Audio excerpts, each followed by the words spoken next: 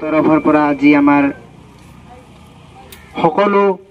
অসমবাসীৰ দুখৰ বিষয় যেহেতু আজি আমাৰ মাজত অন্তৰৰ আত্মা সকলোৰ মানে আমাৰ প্ৰিয় আমাৰ জুবিন গাৰ্গ আমাৰ মাজৰ পৰা তেখেতে বিদায় ল'লে আৰু সকলো অসম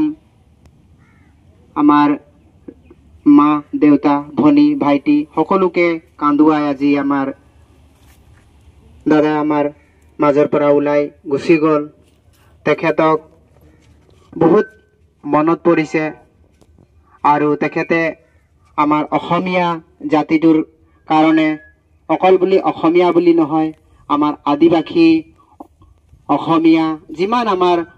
অসমত যিমান জনজাতি আছে লোকপ্ৰিয় যিবোৰ সংগীত তেখেতে বহুত ধুনীয়াকৈ গাই গ'ল আৰু ইমান ধুনীয়া এটা পৰিৱেশ বনাই গ'ল আজি তেখেতে আমাৰ মাজৰ পৰা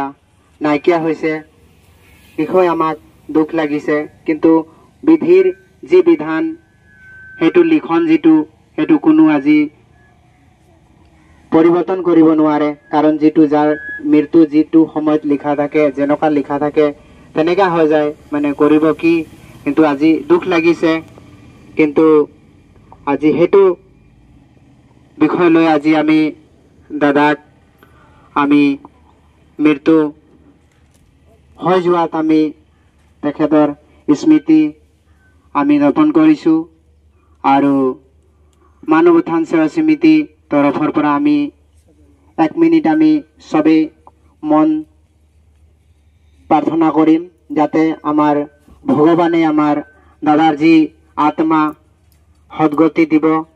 নিজৰ চৰণত স্থান দিব বুলি আমি সকলোৱে নিজৰ মনত প্ৰাৰ্থনা কৰিম আৰু দাদাৰ যি আত্মা শান্তি সদ্গতি প্ৰদান কৰিব বুলি আশা ৰাখিছোঁ সকলোকে 1 মিনিট মন প্ৰাৰ্থনা কৰিবৰ বাবে অনুৰোধ কৰিছোঁ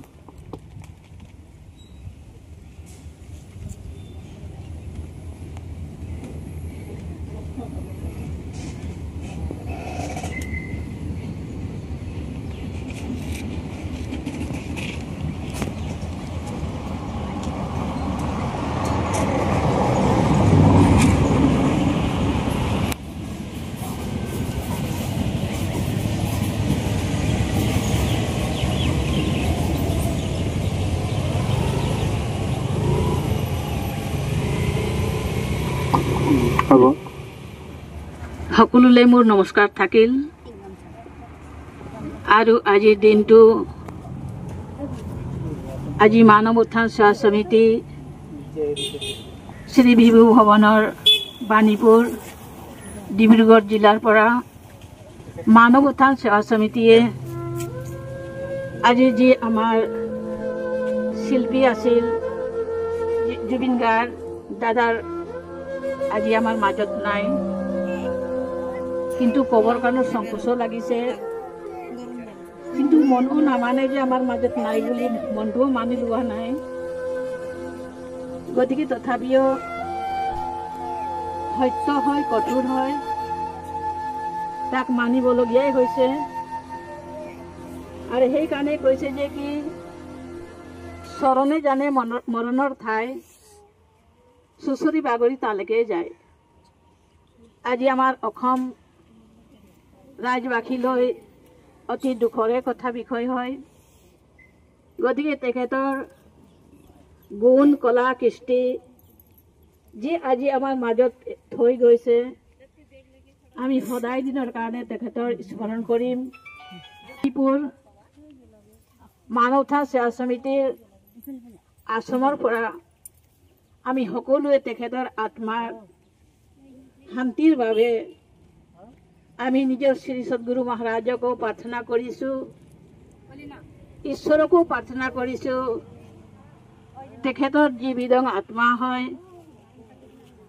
সদায় দিনৰ ঈশ্বৰৰ চৰণতে ঠাই পাক বুলি কামনা কৰিছোঁ আৰু স্মৃতি সদায় আজি জীৱিত থাকক বুলি এই কামনাৰে মই মোৰ বাণী বিৰাম দিছোঁ আৰু হৰিওম सत सत शांति शांति शांति। बोलिए श्री सद्गुरुदेव महाराज की जय। वेदांग आत्मा की